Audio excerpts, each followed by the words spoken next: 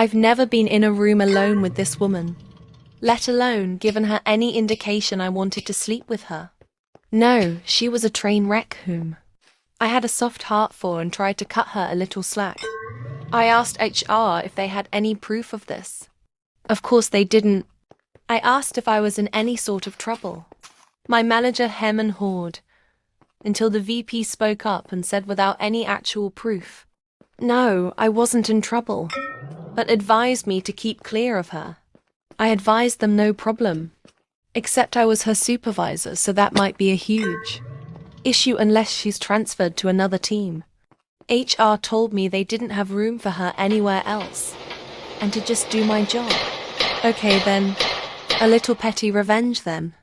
No longer could T go home early if she was hungover. No quarter given. No help. Had she shown up to work and done her job? No problem. But, like I said, girl was a train wreck. She would burn herself. On top of no help from me, I also had to do QA on her calls. Well, enough examples started to show up with her slurring her words. And one call when she didn't mute herself, and the sound of her dry heaving could be heard over the phone. Hell, there was one where she fell asleep.